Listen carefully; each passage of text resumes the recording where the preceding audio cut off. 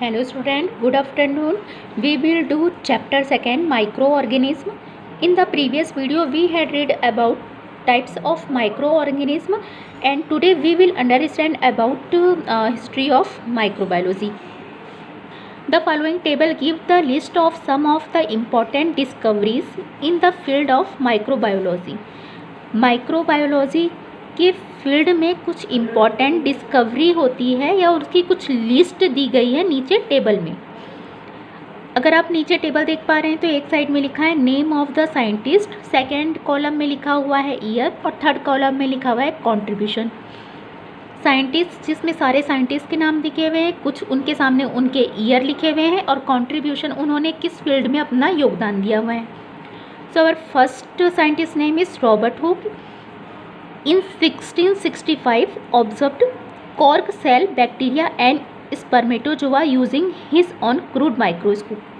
Robert Hooke ने 1665 में observe किया था। क्या ऑब्जर्व किया था? कॉर्क सेल को, बैक्टीरिया को और स्पर्मेटोजोआ को किसका यूज़ करके खुद के द्वारा उनका जो बनाया हुआ माइक्रोस्कोप था उसके द्वारा ऑब्जर्व किया था, इसलिए यहाँ पर लिखा हुआ है crude microscope. Second is Anton van Leeuwenhoek in 1676 first to describe and sketch microbes. Anton van Leeuwenhoek ने 1676 में सबसे पहले माइक्रोस्कोप को डिस्क्राइब भी किया था और उसकी स्केचिंग भी की थी। Third scientist name is Louis Koch in 1857 to 59 discovered that fermentation is caused by yeast. yeast के द्वारा होने वाला जो फर्मेंटेशन की प्रोसेस है, ये जो फर्मेंटेशन लिखा हुआ है एक तरीके की प्रोसेस है, इस प्रोसेस की डिस्कवरी की थी किसने? लुइस कोच ने।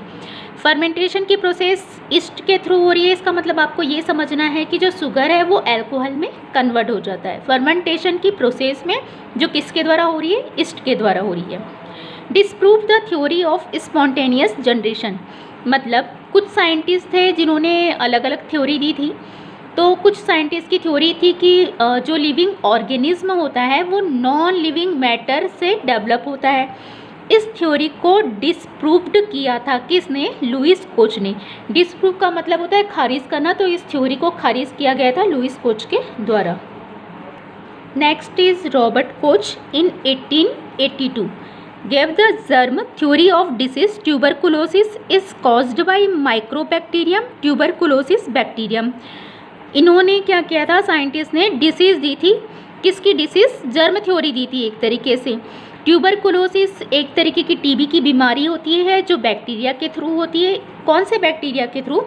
माइक्रोबैक्टीरियम और ट्यूबरकुलोसिस बैक्टीरियम, ये दोनों बैक्टीरिया ही होते हैं जो टीबी की जो बीमारी होती है उसे फैलाते हैं। And anthrax by bacillus anthracis.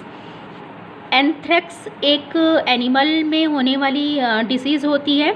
अगर इन्फेक्टेड एनिमल ह्यूमन के कांटेक्ट में आता है या फिर ह्यूमन कांटेक्ट में आता है ऐसे इन्फेक्टेड एनिमल के पास में, तो वो भी इन्फेक्टेड हो जाता है। जो एंथ्रेक्स बाई बैसिलस एंथ्रेसिस है, इसकी डिस्कवरी की गई थी 1875 में। Next is Christian Gram in 1884 developed Gram stain technique. Gram stain technique एक ऐसी टेक्निक होती है जिसमें बैक्टीरिया ब्लू वायलेट कलर को एब्जॉर्व करके कलर चेंज कर लेता है और जो कलर चेंज नहीं कर पाता उसे हम नेगेटिव कह देते हैं। तो पॉजिटिव और नेगेटिव के बेस पर उन्हें दो ग्रुप में डिवाइड किया गया है, इसलिए यहाँ पर लिखा हुआ है ग्राम स्टेन टेक्निक। मतलब इसमें बैक्टीरिया कलर एब्जॉर्व कर रहा है नहीं कर रहा है, इस टेक्निक में ये सब देखा जाता है। Next is Shibasaburo Kitasato in 1889 tetanus disease is caused by Clostridium tetani bacterium. जो टीटनस एक डिसीज़ होती है किसके कारण होती है? क्लोस्ट्रीडियम टिटैनी की वजह से।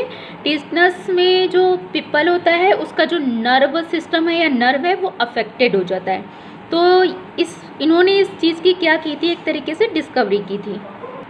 Next is Alexander Fleming in 1929 develop antibiotic penicillin. इन्होंने क्या किया था? एंटीबायोटिक पेनिसिलिन का डेवलप किया गया था इनके द्वारा। कहाँ से? पेनिसिलियम नोटेटम, एक तरह की ये फंगस होती है, इससे इन्होंने पेनिसिलिन को लिया था, डिस्कवरी की थी इसकी।